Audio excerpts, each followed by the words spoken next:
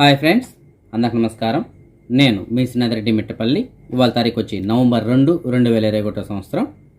ఇవాళ ముఖ్యాంశాలకు వచ్చినట్టయితే, కువైట్కి సంబంధించిన ప్రభుత్వం కువైట్లో ఈ కరోనా కేసుల సంఖ్యను తగ్గించడానికి, అలాగే కరోనా వ్యాప్తిని అరికట్టడానికి తగినటువంటి జాగ్రత్తలు ఎప్పటికప్పుడు తీసుకుంటూనే ఉన్నారు. ముందుగా వ్యాక్సిన్స్ సంబంధించి కనుక ప్రత్యేకమైనటువంటి శ్రద్ధ కూడా చూపిస్తున్నారు. ఇప్పుడు కువైట్కి సంబంధించిన ఆరోగ్య శాఖ వాళ్ళు మరొక కొత్త అప్డేట్ని తీసుకొచ్చారు.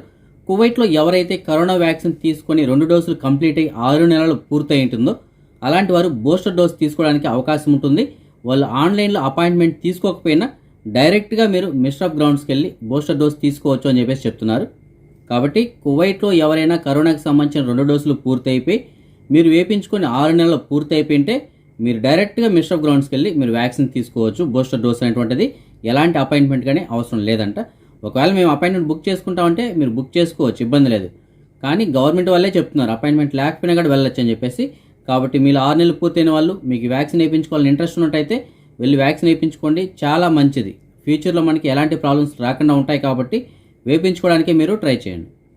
కువైట్కి సంబంధించి ఆరోగ్య శాఖ వాళ్ళు ఇంకొక నిర్ణయం కూడా తీసుకున్నారు. కువైట్కి గతంలో ఎవరైతే బెల్ సలామా ద్వారా కువైట్కి వచ్చింటారో, అంటే గృహ కార్మికులు ఎవరైతే వచ్చి ఉంటారో, అందులో ఎవరైతే ఇండియాలో వ్యాక్సిన్స్ వేయించుకోకుండా, అలాగే బయట దేశాల్లో వ్యాక్సిన్స్ వేయించుకోకుండా కువైట్కి వచ్చి ఉంటారో అలాంటి వారికి కువైట్లో వ్యాక్సిన్స్ పంపిణీ చేయడానికి ఆరోగ్య శాఖ రెడీ అయింది. సో గతంలో ఎవరైనా బెల్ సలామా ద్వారా కువైట్కి వచ్చి వారు ఇంకా వ్యాక్సిన్స్ వేయించుకోకుండా ఉంటే వాళ్ళు వ్యాక్సిన్స్ వేయించుకోవచ్చు. కువైట్లో నిన్నటి నుంచి ఫ్యామిలీ వీసాలు, అలాగే కమర్షియల్ విజిటింగ్ వీసాలు ఓపెన్ చేశారని చెప్పేసి మనం చెప్పుకున్నాం కదా. అయితే ఎవరైతే వీసా కోసం వెళ్తుంటారో అలాంటి వారు తప్పనిసరిగా ముందస్తుగా అపాయింట్మెంట్ తీసుకొని వెళ్ళవలసి ఉంటుంది. డైరెక్ట్గా వెళ్ళినట్టయితే వాళ్ళు లోపలికి రానివ్వట్లేదు. తప్పనిసరిగా ముందస్తుగా అపాయింట్మెంట్ తీసుకొని వెళ్ళాల్సి ఉంటుంది. అలాగే ఫ్యామిలీకి వీసా పైన ఎవరైతే పిలిపించాలనుకుంటున్నారో వారికి నేను చెప్పాను కదా వీడియోలో, తప్పనిసరిగా 500 దినార్ జీతం అయితే ఉండాలి, అంతకన్నా తక్కువ ఉంటే దాన్ని యాక్సెప్ట్ చేయరు. అలాగే తప్పనిసరిగా ఇండియాలో వాళ్ళు కరోనాకి సంబంధించినటువంటి 2 డోసులు వ్యాక్సిన్ పూర్తి చేసిన సర్టిఫికేట్ కూడా ఉండాలి. ఆ సర్టిఫికేట్ని మనం కువైట్ వీసాకి వెళ్ళినప్పుడు వాళ్ళు అక్కడ చూపించాల్సి ఉంటుంది. ఆ సర్టిఫికేట్ని వీళ్ళు స్కాన్ చేస్తారు. సో మీరు ఇండియా నుంచి సర్టిఫికేట్ తెప్పించాల్సిన అవసరం లేదు. జస్ట్ మీకు పీడిఎఫ్ ఫైల్ పంపించారనుకోండి, ఆ పీడిఎఫ్ ఫైల్ మనం ఇక్కడ ఓపెన్ చేసి వాళ్ళకి చూపించినట్టయితే వాళ్ళు స్కాన్ చేసుకుంటారు. ఓకే ఫుల్లీ వ్యాక్సినేట్ అని అయితే కనుక వాళ్ళకి వీసా అనేటువంటిది జారీ చేస్తారు. కాబట్టి ఆ విషయంలో మాత్రం కొద్దిగా ముందుగానే మీరు జాగ్రత్త పడండి. ఎందుకంటే చాలామంది ఆ వ్యాక్సిన్ వేయించుకున్నారా లేదా అనేటువంటిది లేకుండా డైరెక్ట్గా వీసా కోసం వెళ్ళిపోతున్నారు. అక్కడికి వెళ్ళిన తర్వాత మళ్ళీ రిటర్న్ వచ్చేస్తున్నారు. సో మీరు ఇండియా దగ్గర వాళ్ళు తప్పనిసరిగా కరోనాకి సంబంధించిన 2 డోసులు పూర్తి ఉండాలి. ఆ సర్టిఫికేట్ మీరు తెప్పించుకోండి. మిగతా ప్రాసెస్ ఏదైతే ఉందో అది మొత్తం పూర్తి చేసుకొని అప్పుడు మీరు అపాయింట్మెంట్ బుక్ చేసుకొని వీసా తీసుకోవడానికి విజావజాత్కి వెళ్ళండి. కువైట్ ఇంటర్నేషనల్ ఎయిర్పోర్ట్ ద్వారా మన భారతదేశం నుంచి కువైట్కి వచ్చిన ఒక 2 వ్యక్తుల్ని కస్టమ్స్ అధికారులు అదుపులో తీసుకున్నారు. ఎందుకోసం అదుపులో తీసుకున్నారు అనేసి అంటే వీరి దగ్గర సుమారు ఒక 450 ట్రెమడోల్ మాత్రలు దొరికాయి. ట్రెమడోల్ మాత్రలు అనేవి మన ఇండియాలో ప్రాబ్లం లేదు, కానీ ఎక్కడైనా దొరుకుతాయి, వాడచ్చు. కానీ కువైట్లో అవి రిస్ట్రిక్టెడ్, ఎట్టి పరిస్థితుల్లో అమ్మకూడదు, కొనకూడదు, వాటిని విదేశాల నుంచి తీసుకుని కూడా రాకూడదు అనమాట. సో వీళ్ళు సుమారుగా ఒక 450 మాత్రలను 2 వ్యక్తులు తీసుకొచ్చారు. ఒక వ్యక్తి వచ్చి తన పర్సనల్ బ్యాగ్ ఉంటుంది కదా, అందులో ఒక 100 మాత్రలు, ఇంకొక వ్యక్తి సుమారు ఒక 350 మాత్రలు అతను కూడా పర్సనల్ బ్యాగ్లో తీసుకొచ్చారు. కస్టమ్స్ అధికారులు వీటిని గుర్తించి ఆ మాత్రలను స్వాధీనం చేసుకున్నారు. అలాగే వీరిపైన కూడా చట్టపరమైన చర్యలు తీసుకోవడం కోసం చెప్పేసి సంబంధిత విభాగమైనటువంటి డీజీడీసీ అంటే directorate general of drug control department వారికి అప్పచెప్పారు. ఫింటాస్ ప్రాంతంలో కువైట్కి సంబంధించిన 15 సంవత్సరాల బాలిక ఒక 14 అంతస్తుల బిల్డింగ్ పై నుంచి దూకి ఆత్మహత్య చేసుకోవడం జరిగింది. పోలీసు వాళ్ళు అందిస్తున్నటువంటి ప్రాథమిక సమాచారం మేరకు తోటి విద్యార్థుల యొక్క వేధింపులు తాళలేక, అంటే వీళ్ళందరూ ర్యాగింగ్ చేస్తున్నారంటే ఆ ర్యాగింగ్ని తట్టుకోలేక ఈ అమ్మాయి ఆత్మహత్య చేసుకుందని చెప్పేసి చెప్తున్నారు. సాల్మియా ప్రాంతంలో అక్రమంగా మద్యం రవాణా చేస్తున్నటువంటి నేపాల్కి సంబంధించిన ఒక 3 వ్యక్తుల్ని పోలీసు వాళ్ళు అదుపులో తీసుకున్నారు. పోలీసు వాళ్ళు జనరల్గా చేపడుతున్న తనిఖీల్లో భాగంగా అనుమానంగా ఉన్నటువంటి ఒక వెహికల్ని చెక్ చేశారు. అందులో డిక్కీలో సుమారుగా ఒక 90 మద్యం బాటిల్ని గుర్తించారు. అవి కూడా లోకల్గా తయారు చేసినటువంటి మద్యం బాటిల్. పోలీసు వాళ్ళు ఆ మద్యం బాటిల్ని అలాగే ఆ 3 వ్యక్తులను కూడా అదుపులో తీసుకొని సంబంధిత విభాగానికి అప్పచెప్పారు చట్టపరమైన చర్యలు తీసుకోవడం కోసం.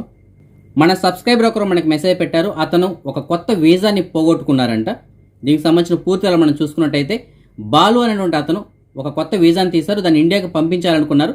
అయితే వాళ్ళ ఫ్రెండ్ ఇండియాకి వెళ్తుండగా అతని ద్వారా వీసా ఇచ్చి పంపించాలని చెప్పేసి ఎయిర్పోర్ట్కి వెళ్ళారు. అయితే ఇతను వెళ్ళే లోపే ఇతని ఫ్రెండ్కి బోర్డింగ్ అయిపోయి లోపలికి వెళ్ళిపోయారంట.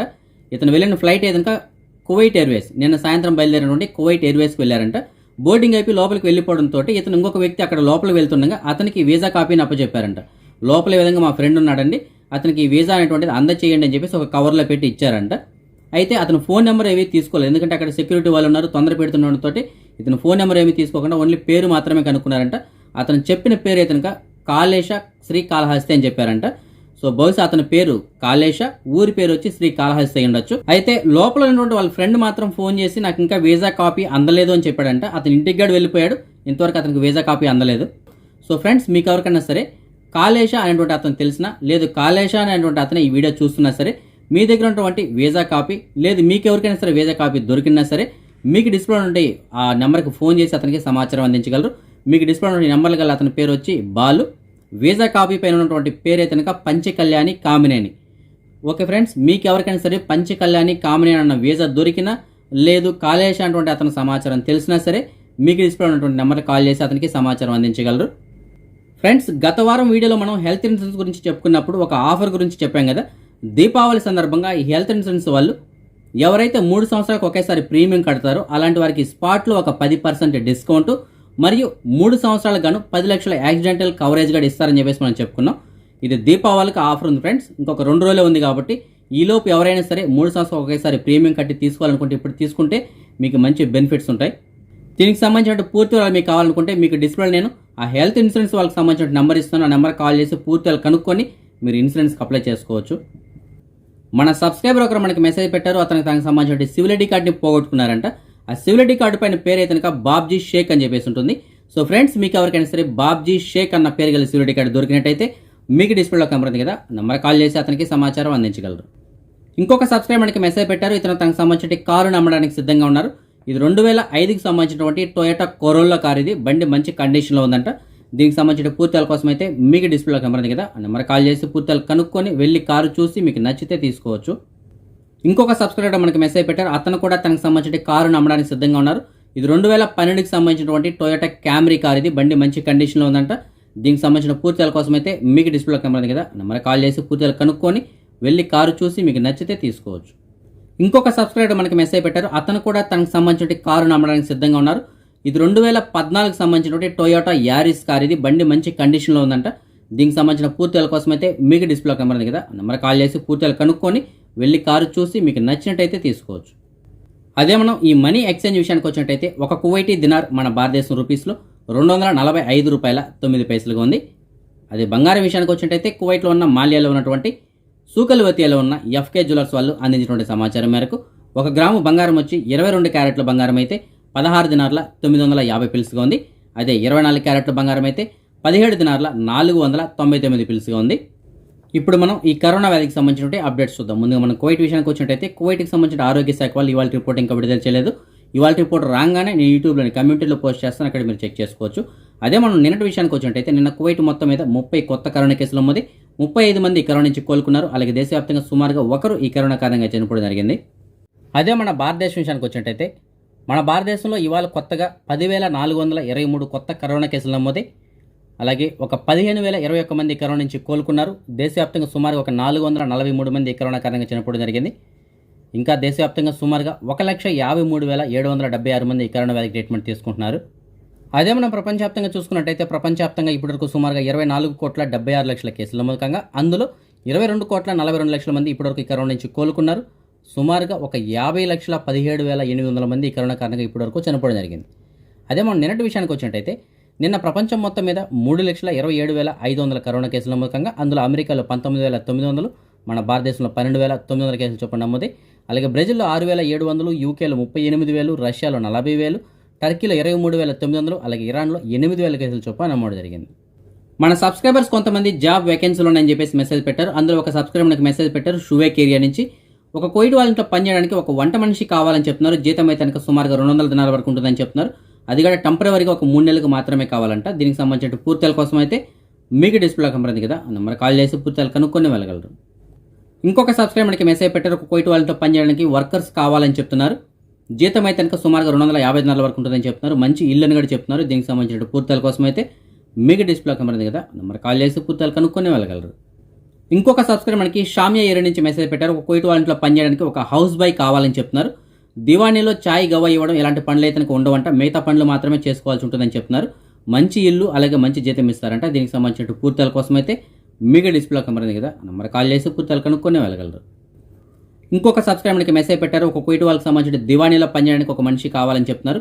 మంచి ఇల్లు అలాగే మంచి జీతం ఇస్తారంటే దీనికి సంబంధించిన పూర్తిల కోసం అయితే మీకు డిస్ప్లే కనబడుతుంది కదా నెంబర్ కాల్ చేసి పూర్తిగా కనుక్కొని వెళ్ళగలరు. ఇంకొక సబ్స్క్రైబర్కి మంగఫ్ ఏరియా నుంచి మెసేజ్ పెట్టారు. ఒక ల్యాండ్రీలో పనిచేయడానికి 4 వర్కర్లు కావాలని చెప్తున్నారు. జీతం కూడా సుమారుగా 224 వరకు ఉంటుందని చెప్తున్నారు. దీనికి సంబంధించిన పూర్తిల కోసం అయితే మీకు డిస్ప్లే కనబడుతుంది కదా నెంబర్ కాల్ చేసి పూర్తిగా కనుక్కొని వెళ్ళగలరు. ఇంకొక సబ్స్క్రైబర్కి మెసేజ్ పెట్టారు. ఒక కువైట్ వాళ్ళ ఇంట్లో పనిచేయడానికి ఒక డ్రైవర్ కావాలని చెప్తున్నారు. అయితే వీళ్ళు కొత్త వీసా ఇస్తారంట. కువైట్లో ఆల్రెడీ పనిచేసినటువంటి అనుభవం ఉన్న ముస్లిమ్స్ మాత్రమే కావాలని చెప్తున్నారు.